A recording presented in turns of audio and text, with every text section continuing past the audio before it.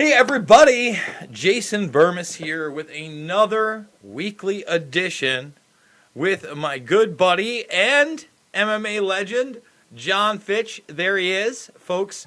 Fitch Smash Everything. If you want to check out everything that John does, you can do that over at johnfitch.net. He has his own daily podcast called John Fitch Knows Nothing. He's got quite the Instagram and Twitter following as well. And John, you just got back from a seminar this weekend? Yeah, I was down in San Diego at the arena teaching some of my Fitch Smash system. Went really well. It was a good weekend. Took the kids down with me, so we got some beach time, and went to the Safari Park Zoo down there too. Oh, really? Is this the first time the kids have been to the zoo, or have they been there before? That one, as big as that, it's a pretty massive. We didn't even get to most of it. We were there for about 4 hours, and we probably did 50%, if that, 40% of the park. Very cool, very cool. I always love that family time. And guys, if you want to share this after the fact, you want to share the audio version, thegruelingtruth.com is where you can find it in podcast form.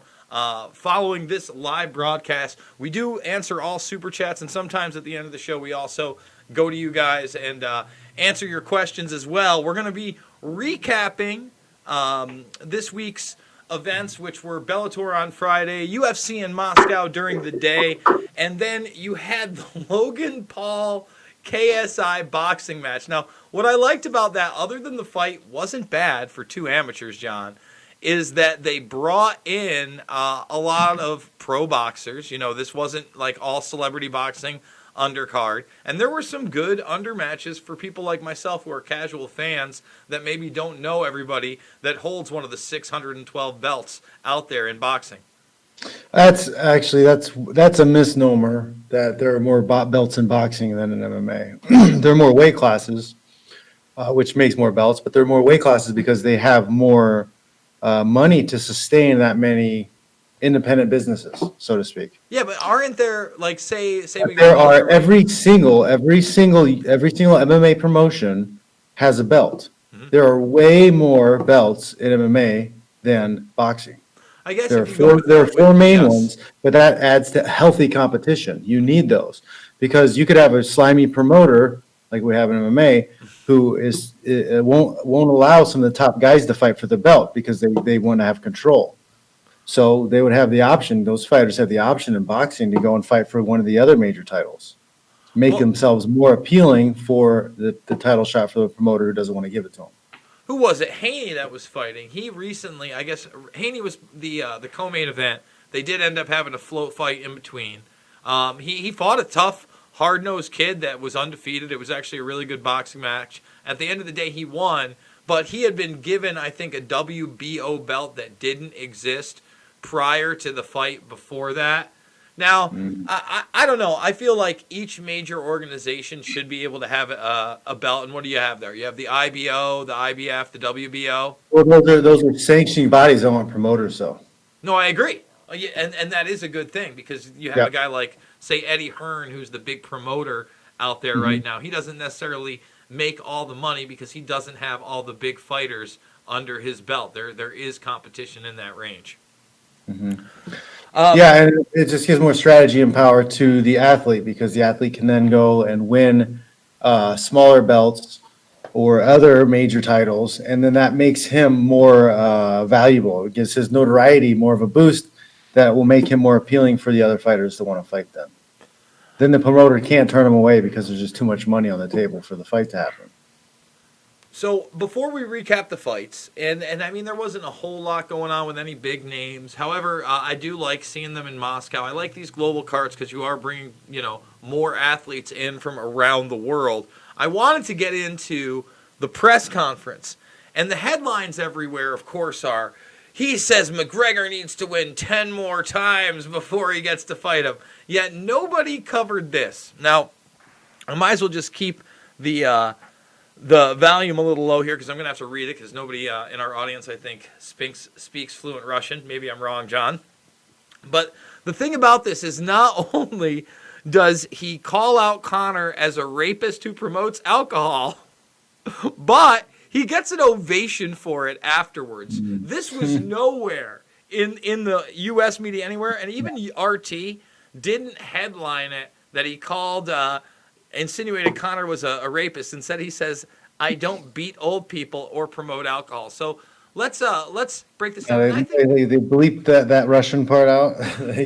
Well, that first time when we're talking about the press conference for the Proper 12 whiskey when he went to Moscow and he started talking shit about Dagestan, they didn't bleep it out, but somebody clearly asked him about the second sexual assault, and the woman refused. She got in a fight with him, and then when Conor asked her, she wouldn't tell him what it was and said she'd tell him afterwards.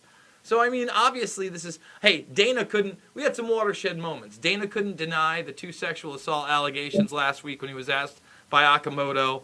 Ariel Helwani finally asked the management. Probably a staged question. They're probably press release statement. I don't think it's even unreasonable to assume that that's what happened. Like, hey, we're getting heat on this. We have to deal with it. Here's the questions you need to ask us, and frame it this way. I mean, I don't think you're wrong. I don't think for 1 second that's not what happened. I think with all the stuff that we saw happen with the DNC and how they would control and they would tell publications what to say, like, I don't think that is a far stretch in the imagination at all, that those guys were given the questions to ask and how to ask them. You know what? I can't really argue with you, John. Let's play this clip, and I'm going to read it out for people, because they ask him why he doesn't wear the Russian flag. He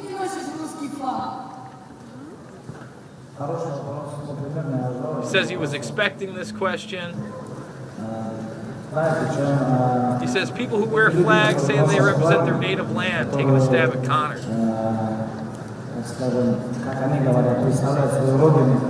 But unlike them, I don't rape women, I don't beat old people, and don't tell people to drink alcohol.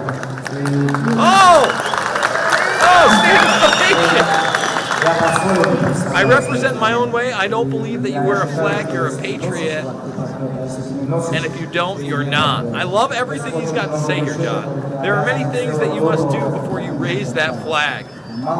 It's not enough just to raise it. You have to show good character.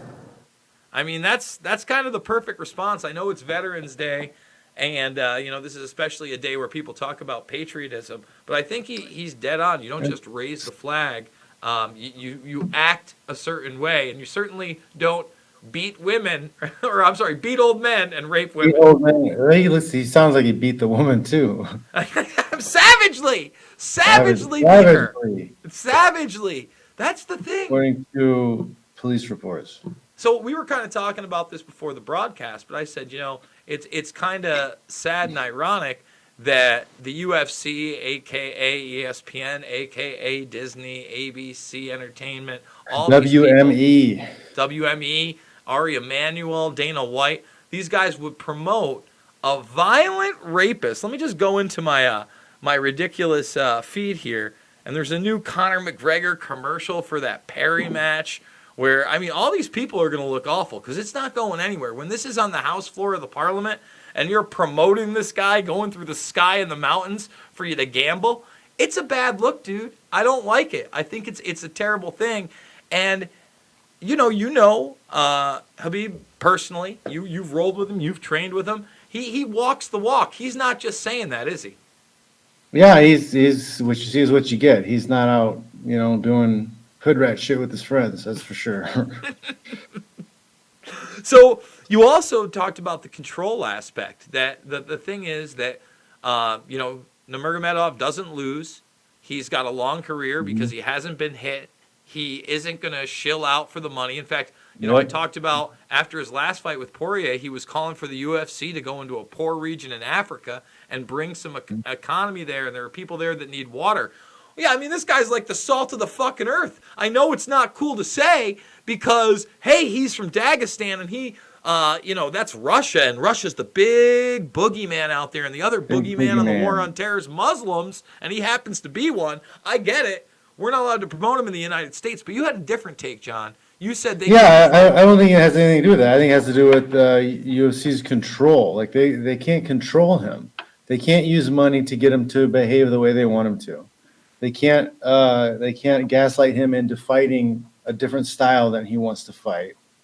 He's not going to lose anytime soon because the way he wins, like his grappling ability, he's just so far above anybody else. Like they don't have anybody that can beat him, and they've tried to get him beat every fight he's had in the UFC. They've tried to get him beat so they can control him. They just can't put him in a situation where they can tell him what to do. So now they've got this guy who doesn't take a lot of damage. He doesn't get hit a lot. He wins all the time. He doesn't need them for money. He doesn't have to come to them for anything. So, like, they don't want him. They don't want to promote him. They want to kick him out. They'd rather him leave. They would rather him leave than make money off of him. That's an incredible take, especially as large as the market would be for Eastern Europe and how he bridges the gap not only from Eastern They'd Europe. rather push him out and then find somebody else who's more flamboyant, who gets likes, gets clicks, and wins and loses, equally, so that they can control him, keep him away from the belt, not having the belt too often so he doesn't get too much pay-per-view money. They want Big Macs, right? They don't want, Wolfgang Punk to come into the kitchen at McDonald's and like start telling people they can have steak. Like they don't care. They're just trying to press out as much money as they can with their money-making machine and keep the conveyor belt going. Well, let's do it. Let's go over some of the fights, and I'll go to the Bellator card. I did end up watching all this stuff as I was making thumbnails and getting ready. Logan Storley won again. I thought that was interesting on the prelims. There's always some good action on the prelims, mostly because most of these guys are up-and-comers, and they're often pretty well matched. Sometimes they feed somebody, but I see that in the main card more. I see that for the MVPs of the world. More than I see on the prelims. You know what I mean? Every once in a while, you definitely see him feeding somebody, like Aaron McKenzie, Sean Clements. But for the most part, I think Bellator does a good job on that. King Mo hung it up. He was going to hang it up regardless, it looked like. Took that shot. I mean, what's your feeling on that? Lawal had a pretty dominant reign in those early 2000s, coming in as a wrestler from Japan into Strikeforce. I mean, he beat Musashi. That was a big eye-opener for me. No, he's a hell of a fighter, but he, like a lot of guys, he went the route of the stand-up game. And he abandoned a lot of his wrestling, and I think that kind of hurt him. He took some punishment he probably didn't have to, and then the chin started to go. And then he started getting one-punched every now and again. So, I don't ever like seeing that, but I just want the younger guys, man, the risk reward versus standing and trading is just not really there, man. When I think about that, didn't Mo, it was either his debut or his second fight in Bellator, he did get KO'd from, and under guy, and that kind of led to that string of you talking about back and forth. Mm-hmm. He wasn't a back and forth fighter before that. I mean, he was very, very dominant. And even in Bellator, I remember when he fought Czech Congo, he was able to utilize his wrestling to beat the much bigger man and just kind of keep Congo on the ground and unable to scrap. So he did employ it in fights like that. But like you said, I feel like at the 205 level, even though he had a lot of trouble making that weight, or some of the catchweight fights where they were lighter, you're right, he wanted to trade. And I don't think he was that big. I think he should have fought at 185. But also, like, he almost died, like his knee injury. Like, he had his ACL, I think, replaced, and he got staph and was in the hospital for a little while back in the day. Like, that might have taken some years off of the career, too. Like, almost dying. He looked undersized. He didn't look great when he stepped in there. I was kind of hoping maybe he was going to be able to eke out a victory. But you got young and hungry guys in there that, have some experience. And they're not just going to roll over because he's the veteran. It's certainly not what you want to see anyway. So, good career, man. I hope you make it in coaching. I always enjoyed his fights. His theatrics were always fun. He was one of the guys. I remember when he lost that decision to Rampage Jackson. It was a complete robbery. And he called it out right there. And I remember at the time, they still kind of had Rebney in the background, and they were bringing it ultra WWE style. Like, I don't mind a little entertainment, John, Like, I like what Coker does and the intros, but I'll never forget it because he went off and he was like, "You some dick riding motherfuckers," and Bjorn's dick riding on whatever, and literally that week where they had the fight, it was literally came on. No, he had the absolute best comment when Bjorn came out with these guys trying to do some kind of weird union-ish type thing. He came out with tweets saying, "Oh, you're about to get finessed real good." Well, I mean, again, when they were doing the WWE style, they literally were like, and they showed the clip, and they're like, dick riding, and then they gave an explanation of what it was.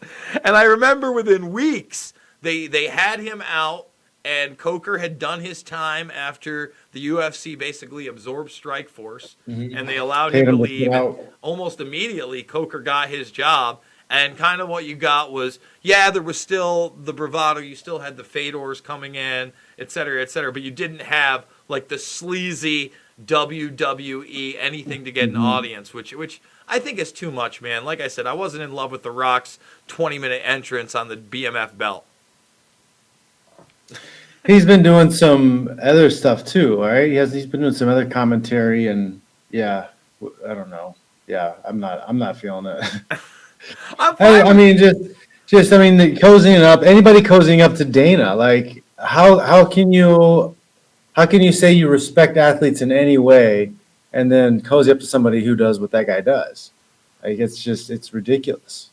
It's like, oh man, I love armies, and I'm gonna cozy up to Hitler because he's such a great leader. Like, what the fuck? Like, well, I mean, a lot of people did do that. He was Times Man of the Year a couple times. He got some really serious back. That's a whole can of worms. I know my boy James Corbett of the Corbett Report is doing a really interesting documentary and piece on Hitler and World War II and the financiers behind him and those that supported him, etc. That's going to be some real interesting stuff. Getting into the UFC from some World War II politics behind the scenes. Volkov. He dominated Hardy, but Hardy was able to go all 3 rounds, not get knocked out, not look too bad. It looked like they let him use whatever juice they wanted to. He didn't look like he was going to gas. I'm being honest, man. Is that terrible to say that USADA's fixed and they let people like Hardy get no contest for blatantly cheating and using an inhaler in the 3rd round after he was losing the fight anyway and then gifting it to him? No, it's the truth. I mean, I don't know. I don't know what's up with Volkov. Volkov, I honestly thought before that knockout he was on the way to being a tough guy for Stipe just because of his length and his kickboxing background, right? He held the title in Bellator. He's a tough guy. He's fought tough guys. I wanted to see a more impressive return. Maybe he's just too scared to get in there and really trade, which maybe he should be after that knockout with Lewis. Yeah, I think it happened a lot of times. One, it could be, he's got the jitters. He's a little gun shy from getting knocked out. I don't know if he's been knocked out before like that. And then it could also be he's got PTSD from getting tired in a fight. There's no worse feeling than being in a fight and getting tired.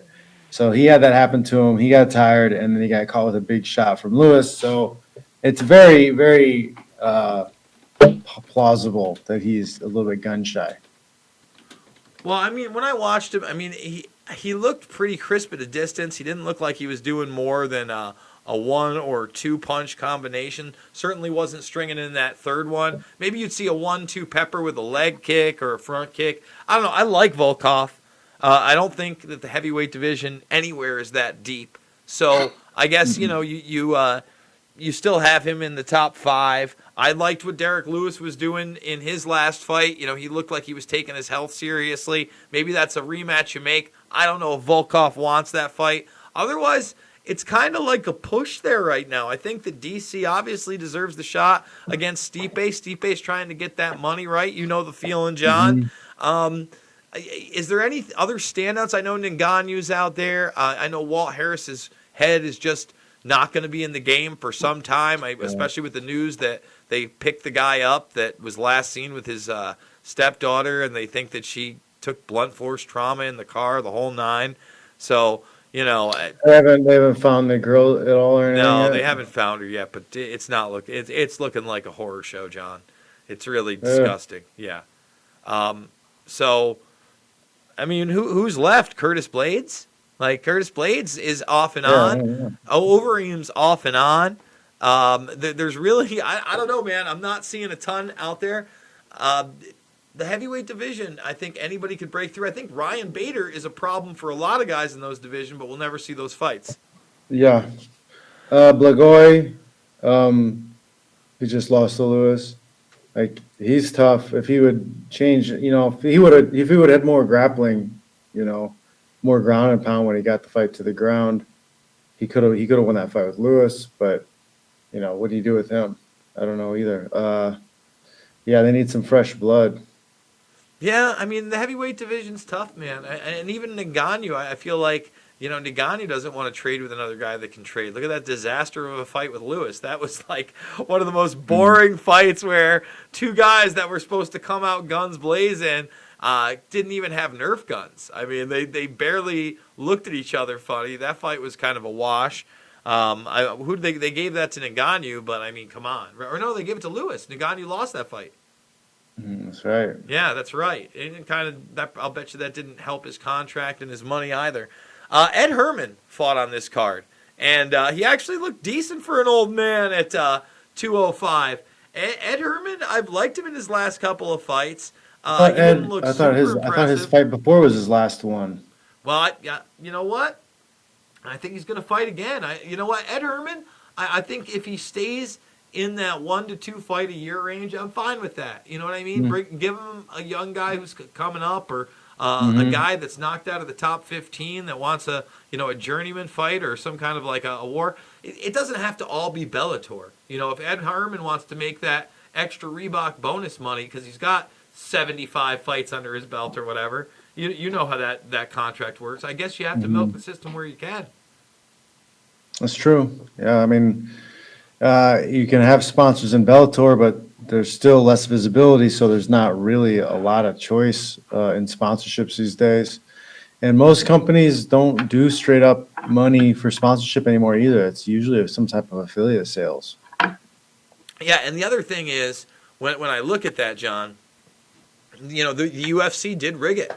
They said, you're going to get 5,000 the first, I think it's like 3 fights, and then the next 2 fights it's 10,000, and then it was something like 2,500 more a fight, etc. So if you have 15 fights under your belt, all of a sudden that maybe even surpasses what you were making on your Affliction shirt deal and your No Explode, you know what I mean, and your BSN and all those other things. But you also have to grit it out, and you have to take the fights that they want, and you're never going to have that big money payday. When I saw that Masvidal and Nate on the books both got $500,000 for that fight, right? Now, I would assume both of them got pay-per-view points also, but how much money did that generate? How much money did that event alone generate? What's your guess? And how much did they make? How much? I mean, how much? How many seats were in attendance? Where was the location at? It was at MSG, and I sold it out. MSG.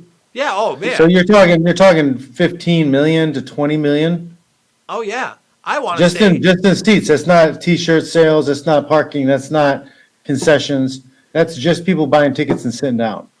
I've got so these guys. Everybody was there to watch them. Everybody was there to see those 2 guys. So they only made maybe $2 million each. Well, I was thinking one of the big reasons. That sounds like they got robbed. It sounds like they got hoed out. Masvidal and Diaz got hoed out. They had Dana's cock in their mouth. That's what happened right there, guys. You had the baddest motherfucker title belt, and you're both sucking dick on your knees. I said it. That's the truth.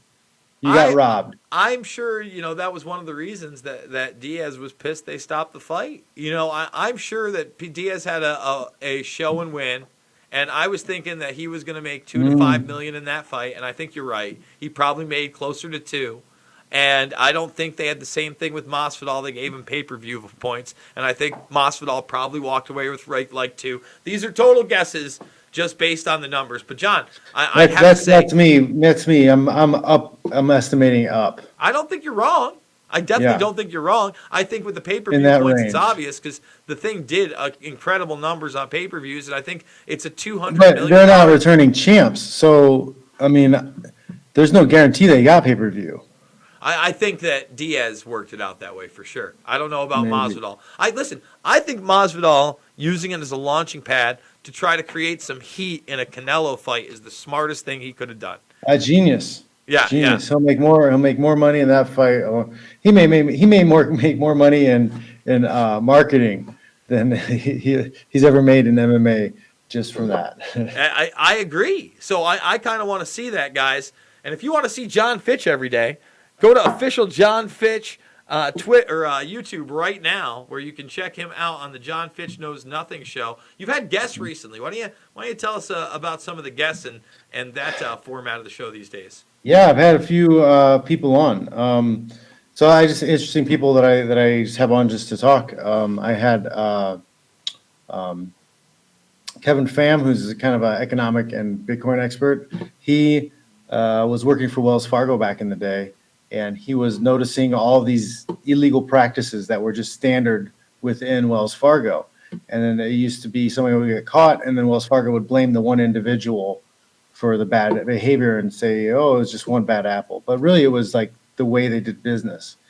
So he went public with that some time ago, and he profited off of it too, because he was going to go public as a whistleblower on this stuff, but he shorted Wells Fargo stock ahead of time. So it's pretty genius. So he made money off the stock dipping when he went forward. He got the CEO to step down.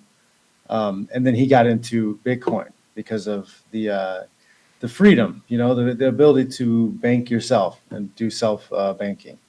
And then I had AJ Cortez on, who is a fitness expert out of San Diego.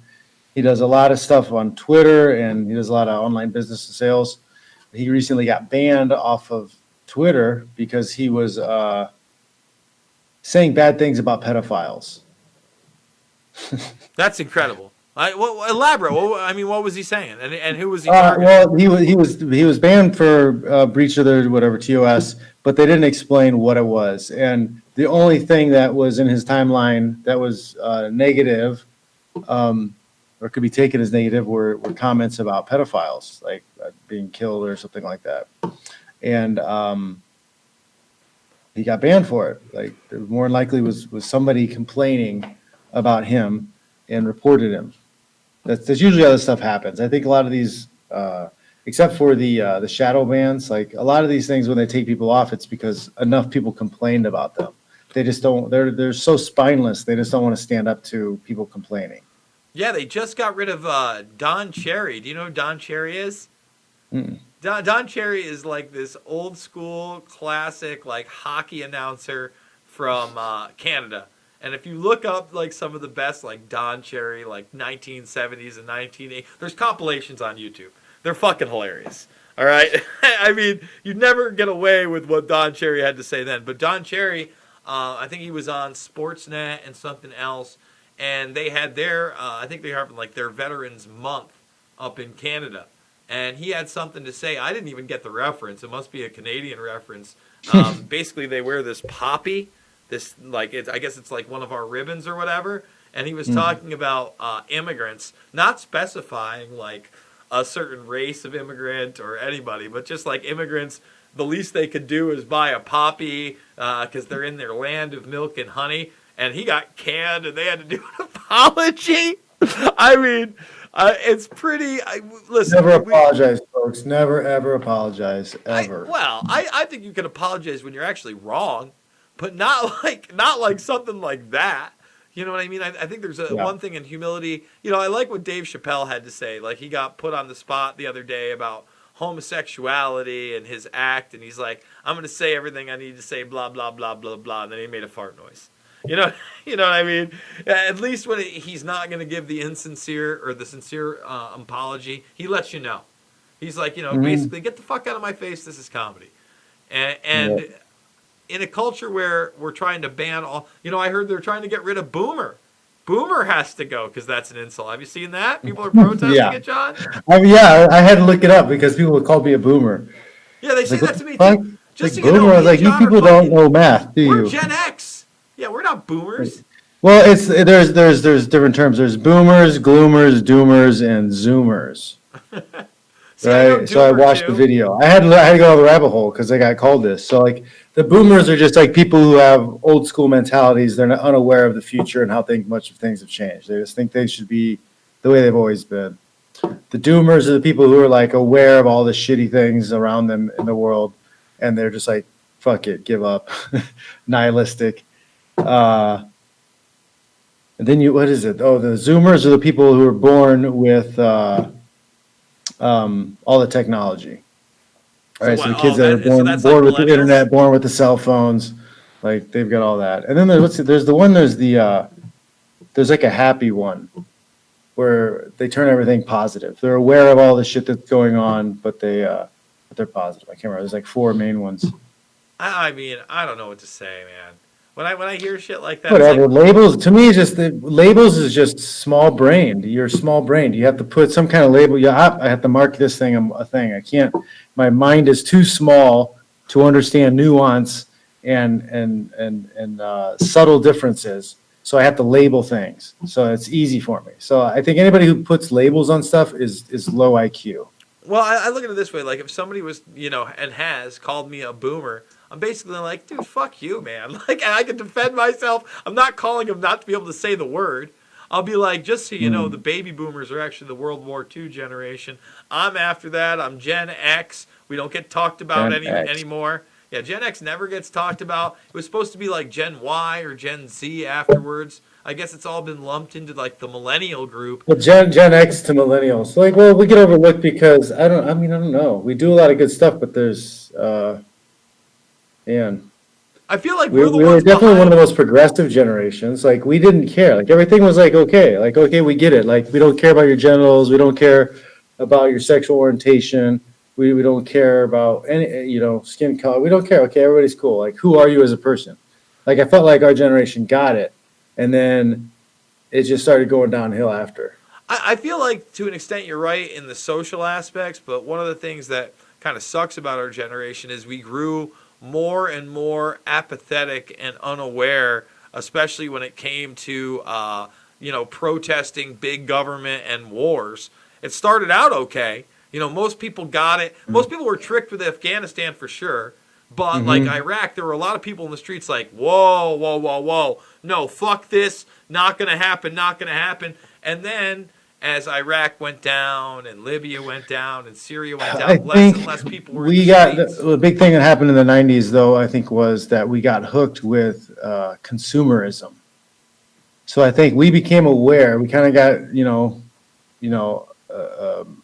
kind of aware to like the social issues and not caring anymore about race or color or genders or sexual orientations, but we became obsessed with buying stuff. Well, So that's not buying going stuff away. and being a baller and that stuff took precedent over caring about what was going on, across the pond. Well, I'd say this: like you're not wrong. I especially remember the '90s as like that mall culture. Like especially for me, that was the cool thing to do for the weekend. Is if you could, in high What was school, that? you get There out to was the a movie. mall. Yeah, go shopping, go to a movie. It was like, That yeah. Ben Affleck movie. What's that? Oh, There's a Mallrats. Mallrats. Okay, yeah, Yeah, I love yeah, Mallrats. They're doing it. They yeah. were trying to do a sequel. It might actually happen now You that get the snake palm on the chocolate pretzels. I love Kevin Smith, man. I wanted to go see the Jay and Silent Bob reboot, but he's touring with it. So like it's coming to Albany. I think I gotta wait till February, and tickets are like $100 because it's him and Jason Mewes doing a show. I've never seen them in person. I'm kind of considering it. I don't know. We got a super chat here from 47 Montana says Khabib is a good man. I think he is a good man. Also, I haven't seen anything but positive things come out of the guy's mouth. Everyone wants to point to him jumping that cage, but it was at Dylan Dennis, and I'm not a fan of Dylan Dennis or his antics. And did you see that they banned Dennis from the KSI Logan Paul fight? Did they? Yeah, they banned him from the Staples Center. That place was funny. fucking rocking, dude. I don't know if you That's saw nuts. any. I mean, wow. Man. Yeah, it's promotion, man. Marketing is everything. I think it was brilliant. I remember I didn't know who KSI was. I'd only known who Logan Paul was because Yeah, I still don't know who KSI is. Is he a rapper or he's also a YouTube guy? he's a YouTube guy who was a gamer out of the UK, I guess. And whether he Oh, did rap and stuff, he video became super gamer. successful. Again, I'm not hip. I'm not with it. I don't know these people. I only became really familiar with Logan Paul after the controversy of him with the Videotape the dead body. yeah, with the Yeah. dead body. Exactly. That's the first time I really paid attention, and then I started seeing him everywhere and seeing how the Disney had backed him, and that him and his brother Jake were these things. So I caught the amateur boxing match. Did you see that one when they boxed with headgear? No, I mean I saw highlights here and there. I mean, I caught it. Did they get licensed as professionals for this one or something? Yeah, no, they fought as pros in this one. They no headgear. They did 6 rounds instead of, I think it was 3 in the first fight. I might be wrong. Maybe it was 6 in the first fight, but headgear. But one of them had Shannon Briggs as his cornerman. Logan Yeah, I Paul. saw that. He came in heavily muscled. My biggest beef with the fight was they both had a legit knockdown at one point, in my opinion. And the one was called not a knockdown, where KSI clearly knocked down Logan Paul and it wasn't a slip. But then the other one was that Logan Paul knocked down KSI later in the fight, and then he kind of gave him like a little pat on the head on the way down. And I saw that one. yeah, he took 2 points. I could see him taking maybe 1 point on that, but taking Was the there? 2 I mean, was there any type of warnings for fraudulent behavior or? no. That's what I'm before? saying. I No. don't know. That's fishy. I didn't like it. I mean, I didn't like the fact, and KSI ends up winning a split. Hey, it's great for a trilogy.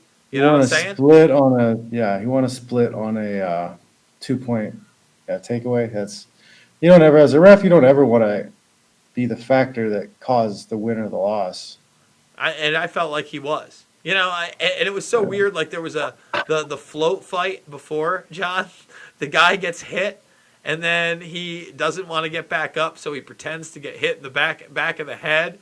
And then after the referee forces him back up, if he wants to continue or fight, because he's not going to give him the full 5 minutes, he gets in there and the bell separates him, and he takes a couple of shots, swings at the other guy after the fact, and then he gets disqualified.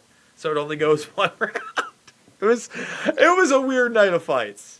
Was that a pro fight or what was that? Was that It was also a pro fight. I think the one guy either had 1 or 2 fights or almost nothing, and then the other guy was one of these journeyman fighters that had lost his last 12 out of 15 and been KO'd 8 times. It was one of those records, and he didn't come in shape. And the other guy actually was 7 or 8-0. And they're pumping him up. He's some jacked white kid that looks a little bit like Logan Paul. I forget what his name is, but I think he's got a foreign last name. So they're obviously trying to feed this kid, whoever. And it was just an embarrassment. They were supposed to be on after the main event, but because there was some extra time, they popped him on there, and it just became an embarrassment. In fact, it ended up trending. It was so weird and embarrassing. But again. Commanding that big of an audience, I would imagine they got a lot of subscribers for DAZN, and DAZN needs that. Yeah, the money they're paying out for Canelo, they gotta make that money somehow. I mean, I think they struck gold with Andy Ruiz in the Joshua fight. They kind of lucked out with that one. I mean, that's coming up. I can't wait for that. Because if Joshua would have won, they're getting another big payday. They're gonna get a lot of views for that fight. I'm gonna watch. I think Ruiz looks awesome. He looks like he dropped about. Barry was very impressed with him that first fight. Now he's coming in better shape. I'm wondering. I don't know how Anthony Joshua was coming in the favorite in that fight, John. I've got Ruiz all day. And like you said, DAZN kind of lucks out because I'm sure they have some kind of a crazy contract with him, giving him that fight against Anthony Joshua coming in.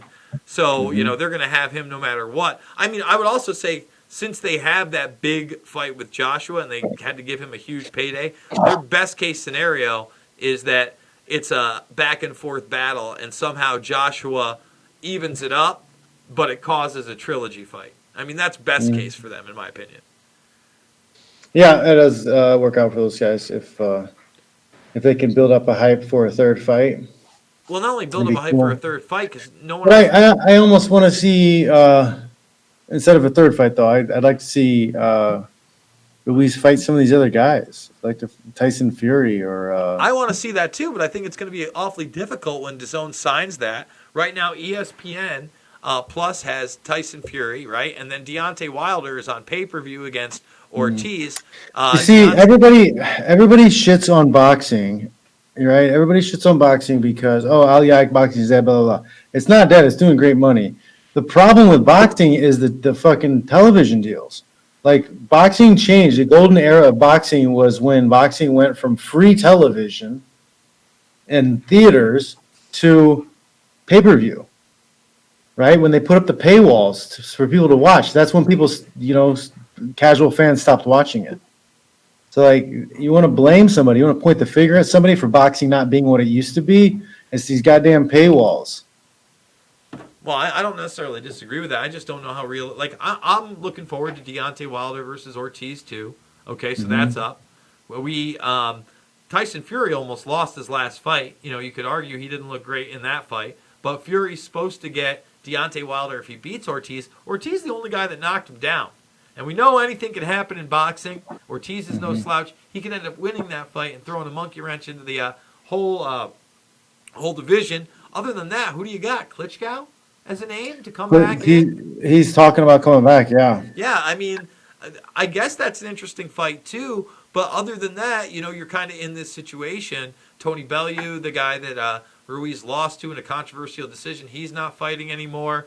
So you don't have a lot of names to bring up, and the big names are all in monetary deals with these other big businesses. I think it's going to slow down the really good fights. So to me, I just don't know how DAZN gets a better business opportunity than if somehow there's a thirst for that third fight. Yeah, it's going to come down to the platforms that are showing the fights have to make a deal. So ESPN and DAZN are going to have to come together on some kind of freaking deal to get the fights that fans want to see. It has nothing to do with the promoters of the boxer, the sport of boxing itself. It comes down to the damn freaking platforms. It comes down to the cheese. Who can make the cheese? That's what it comes down to. We got another big UFC card coming up. The 170 belt. You're still fighting 170. I wish we were talking about you and Lima and that 170 belt. Damn it, John. Scott Coker, what's going on? Let's book that fight already. My God. Kumari Usman, Colby Covington. I've got Covington, man. Maybe I'm wrong. Maybe Kamaru comes. Kamaru's a bad motherfucker. Think he's a great fighter. I don't know that I think that Covington has everything he has, and his hands have improved significantly. What do you think? Yeah, I think Covington has an edge. I really do. I haven't been blown away or impressed really with Usman. He's okay. He's kind of he's a solid average fighter, but I don't see anything above and beyond that's amazing. And I think everything that he does, I think Colby can do a little bit better. But I don't think Colby's that great either. So who do you think is dangerous in the 170 division that they have in the UFC? Is Fitch he's ready to? not Is that what we're hearing right now? Do we need a Fitch Usman fight right now? Is that what you're telling me? I would take any of those fights in a heartbeat. I think I would beat those guys. I mean, They're knockoff versions of me. I mean, I think that they are ground and pound guys without the pound, John. I think you're not wrong. I mean, you look at Tyron Woodley, and he hasn't fought in almost 2 years at this point, right? Damn, it's been that long, huh? It has been that long. I mean, Woodley hasn't fought since he fought Usman. It's got to be at least 19, 20 months ago. Usman, I think, has fought once since winning the belt, right? Who'd he beat? Was it RDA? Or he beat RDA on the way in. He beat RDA, and then he beat Woodley, and I'm pretty sure he's defended at least once. Covington's just looked impressive. He doesn't get a lot of fights, but that's because a lot of guys don't want to fight him. Masvidal, Well, my thing with the welterweight weight class in the UFC is that they pushed the stand-up guys so much that the guys in the top ended up sucking at wrestling. So you have these top guys that sucked at wrestling, and then the guys who could wrestle a little bit now, they're coming in and dominating. Well, I think that they have dominated. I mean, Robbie Lawler is really the last time that we saw a striker, but Lawler had really decent wrestling also, you know. And I mean, I think that Rory's base is mostly striking yeah, when he was there. no, you're right. Wander Boy, man, the guy that did the spinny Sage. It seems like all the bigger names that I've thought of, George and even Nate going up to 170, like it seems like most of the guys are very heavily striking based. I mean, I really can't argue with that. I thought Wonder Boy, you know, he looked pretty good in his last fight. He looked like he's got another few in him, but that also depends on him not getting hit. You know, he didn't get hit a lot in that fight. And when somebody does end up putting hands on him, you know, he's an older guy. He's got a lot of, I mean, he had, 60 kickboxing fights outside of the UFC. You know, he's been in there a long, long time. Yeah. I mean, who do you think you got in Bellator right now at 170? There's a lot of young and up and comers. You know, Lima's champ right now looks good. Rory's still a tough dude. You have guys like Ed Ruth, who's growing and getting better every day. You have guys like Neiman Gracie, who's solid. Who, you know, he's on the threshold. He could break through and be a real contender. It depends on if he does the right things. Man, the Russian. Yeah. Is that Russian dude? Yeah, but he just he's Koreshkov, but he just got beat by Larkin. no. There's a younger Russian who's undefeated. Oh, really? Which one are we Yeah. thinking of? Man, I should know that, especially going to all these things and watching them.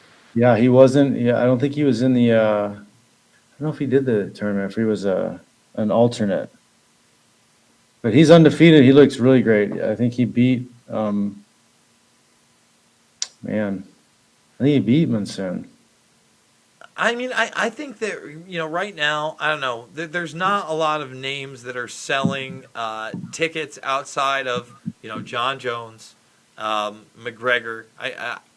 Khabib does, but I mean, again, they don't want to push him. Like, there's not a lot To of me, control. that's a failure of the promoter. It's in your name, your promoter. If people don't know who your fighters are, that's your fault. You suck at your job. You suck at your job. Your name is literally promoter.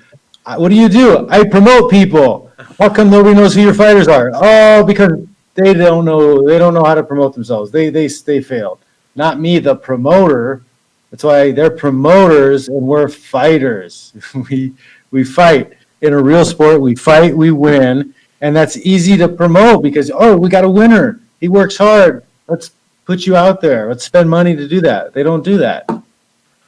And you know, it's kind of surprising because Disney is a huge empire. ABC is a huge empire. ESPN is a huge empire. Even when you look at the PFL, right? I mean, not a lot of people are talking about the PFL. I'm probably going to end up going to New York City at the Hulu Theater to watch the finals there. But there's an opportunity for 6 fighters to become millionaires.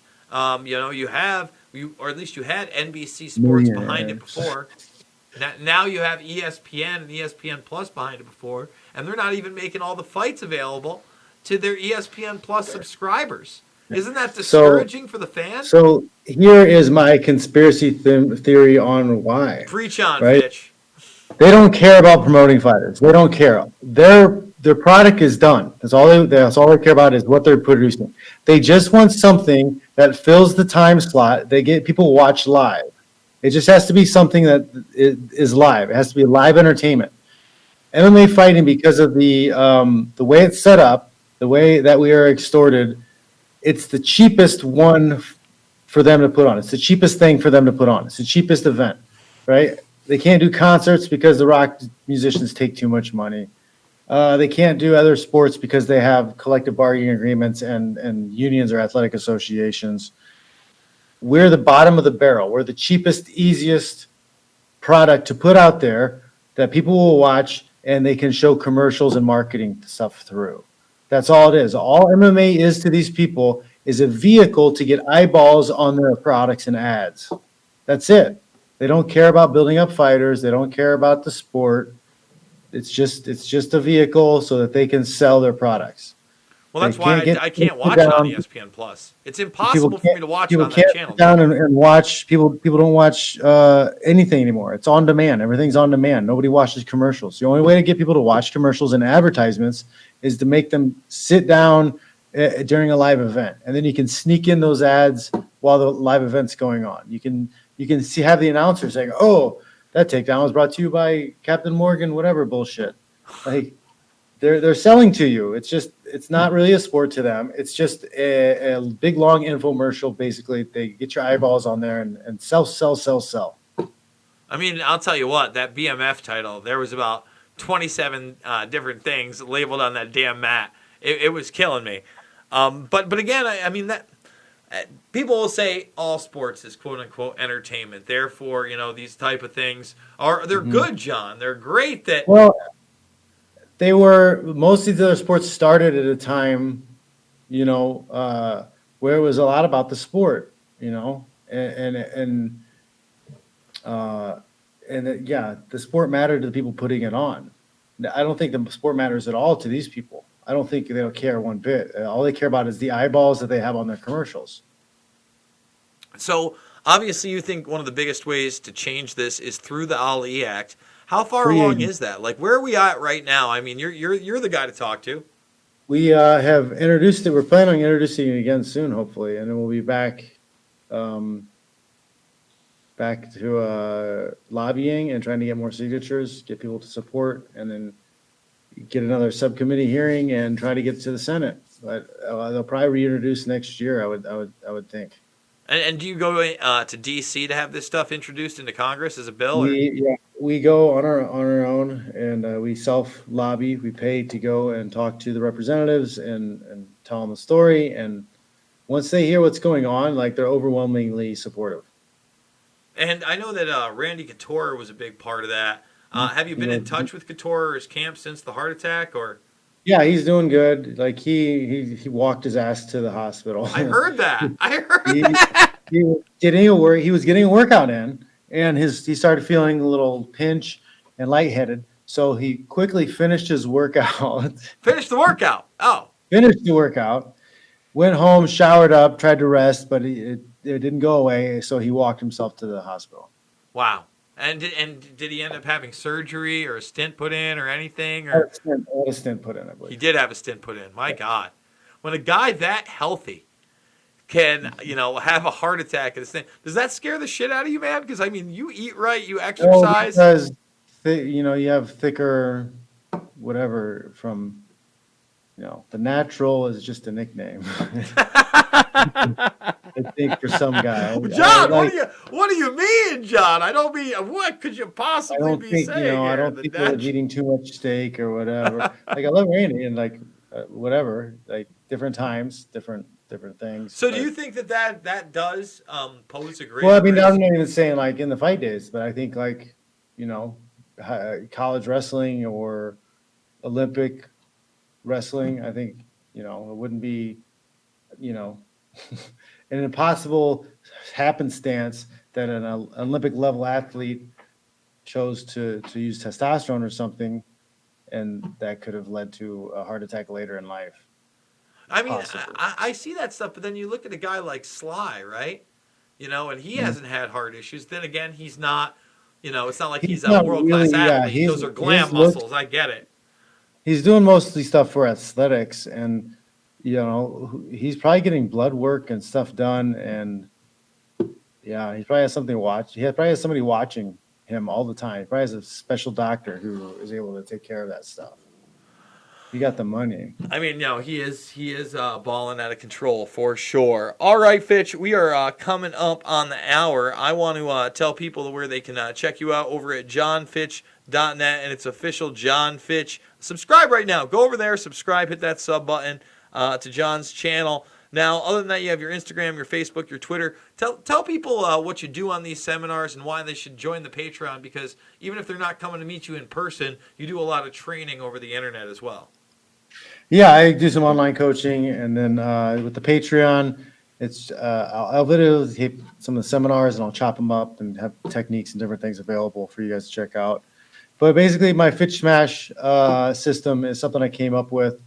I did the Modern Army Combatives program. I got my level 4 certification to be an instructor, and that was like some military style training, and that got me to open up my mind to like real life scenario as far as applying these things, and what's the best way for a regular person to be competent in a life or death situation. And I just try to find a way to minimize the stuff you need to learn and create the quickest path to make you competent in a fight. So I have 3 tiers to my system. AMOS, which is achieve and maintain an operational status. That's get up, stay up. Second tier is close the distance, subdue and submit. Take them down, subdue them, or submit them. And 3 is stand and fight. So cover the 3 different areas of the fight. Make it easy for you to understand what to do in the fight. And I like to say that I'll take you from 0 to fight ready faster than any other system. John Fitch, he's going to teach you how to kick ass, folks. He's the guy to do it. Fitch Smash. You And must master violence. You love that. I got to get in on it. I feel like to master masculinity, you must master violence. It's one of the aspects. It's one of the components. I'm shameful, man. I'm also car-tarded. I mean, I can't fix a car. It's my cross to bear, John. If you like this video, by the way, guys, we do it once a week. Thumbs it up, share it. Mixed Martial Mindset. We had, I think, a record amount of views on the video, almost 3,000 last week, and then over on the Periscope, I think over 1,000. Not even sure how many we're getting on the gruelingtruth.com, but that's where you can find us on the audio version. And I'm a documentary filmmaker also, guys. Loose Change, Final Cut, Fabled Enemies, Invisible Empire, A New World Order to Find, and Shade the Motion Picture, all available free on this channel. We got another super chat with the Dancy sticker. That's the new thing the kids are doing there, John, is they have the super chat stickers. Wow. Yeah, have you seen it? Yes. I've gotten the email telling me about it. Yeah. It's a big new move from YouTube. I don't know how many of those I'm going to get, guys, but I can use it. It totally makes up for all the censorship. Yeah, totally, exactly. Totally. And that they're. Oh man, I'm not even mad about the not getting ads shared on most of my videos anymore. Something we didn't go over. We might as well in this last few minutes is what do you think about them banning that guy's name? You heard about that, right? They banned a guy's name. So do you know about this Ukrainian whistleblower? They've actually named him. I call him Maxi Boy, but I'm gonna Ericana Caramello LOLO. Anyway, but you're not even allowed to say his name, or they'll. Apparently, they're making videos private or pulling them. Judicial Watch got a video pulled. Facebook pulled his name off of any posts, and he's being represented by. Because they want the freaking the impeachment stuff to stick, and they don't want anybody ruining. Dude, it's insane. Bullshit. There's nothing to impeach for. First of all, there's not even articles of impeachment drawn. This is an impeachment inquiry. I keep reading about this shit, and I'm like, are you kidding me? Meanwhile, I did a video on it today, John. The Roger Stone trial is going on. That's very real. They're not even trying to get Roger Stone on talking to WikiLeaks. He did nothing illegal in the run-up to 2016 in the presidency. They're trying to get him on technicalities like they got Manafort on for lying to Congress or giving misleading statements after the fact. Hey, guess what, guys? Congress lies every fucking day with impunity, and they never get called on their bullshit. Why should I be beholden to their bullshit, ever? Especially when they talk about hacked emails that weren't even fucking hacked. They were downloaded. All the evidence drives me so nuts, John. I mean, did you even know the Roger Stone trial was going on? No. Yeah. I did not know that. I remember last I heard about him was his arrest. Yeah. Or CNN had just happened to hear that he was going to be arrested that day. Well, see, they've pivoted, John. You got to understand. Well, they've pivoted away from Russiagate, didn't stick. And then, like I always said, remember, before the report, I was saying it's going to be obstruction of justice. You watch. And then they split the report into obstruction of justice. That was the new flavor. They tried with that. Disappears, and now they got something else. They just keep moving the goalposts. And I don't understand the people who don't see it. When do you realize what they're doing? Like, how long does it take? Like, what do you have to see to understand that, they're just going to keep moving the goalposts. They're just trying to distract you. It's not left or right politics, people. It's elite predator class versus everybody else. Thank you. Thank you so much. And guys, if you want to support me financially, I'm starting to realize that it's not even it's red pill versus blue pill, right? It's people who are still plugged into the matrix versus people who have seen behind the curtain. Like we've seen the wizard. But you know what? Even the people that see behind the curtain, they're somewhat disappointing, man. You can't tell me that Bernie Sanders doesn't know a lot of what he's saying is bullshit. Like when he stands up there. He's a part of it. He's a part of it. Yeah, that's my point. It's like, I love Tulsi Gabbard to death, and I think she's really. Think about it. I mean, like he said a lot of really good things, but so did Barack Obama. This guy's been a career politician. He's never had a real job. He's never had a real paying job. You're going to tell me this guy really gives a shit about a regular person? But even the people that have the real jobs, they get absorbed by the system. It's like I said, Trump promised us he was going to bring down the deep state. He couldn't even reveal Kennedy's killers. Twice. Twice he was supposed to do it. That's 50 years ago, John. If we can't reveal the criminals from 50 years ago, we're not leaving fucking Syria anytime soon. Actually, I'm doing a follow-up video on that. Assad just got interviewed. Trump says, listen, we're going to keep the troops around the oil. We might even bring Exxon in. Like, that's some crazy-ass shit. And you know why? Because if we don't do it, ISIS is going to get $5 a gallon. Well, it's just... On my road trip back, I stopped at a place. It was $5 a gallon. Like, hey, man, if you're going to do this war stuff for oil, can I get some lower prices on the gas at least? Come on. This is the way I look at it. Even that mentality is bad because now we have the mentality. Remember, it was like, all right, we're going in, but we've got to stop Al-Qaeda. Okay, we stopped Al-Qaeda. Now we're going to take over the oil fields, right? We've stopped the Taliban. Now the mentality is this. There exists an Al-Qaeda-like group called ISIS that we actually have teamed up with Al-Qaeda to fight. And by the way, just because ISIS exists, that means Syria's oil is ours because at any moment, ISIS could take Syria's oil. Even though Syria's like, hey, fuck you, we can take care of our own oil. I'm tired of the lies. Just be like, look, they got oil, we want it, we want cheaper oil, support us taking their resources. And I'd be like, okay, hey, at least you're honest. Like we're in Afghanistan because of the opium. Okay, I got you. I get it. What do I get out of it? You get nothing. You get nothing. You get absolutely nothing. fucking nothing. I get to pay for it, but I don't get anything in return. You get a bunch of commercials for opioids on fucking television and psychotropic drugs that they're going to fucking charge you 5 times than what they're worth, while life-saving drugs are also going to be kept out of reach so that they can bleed you dry while you pay fucking 9 times more than you should for insurance. Is that about right? Pretty much. John Fitch. America.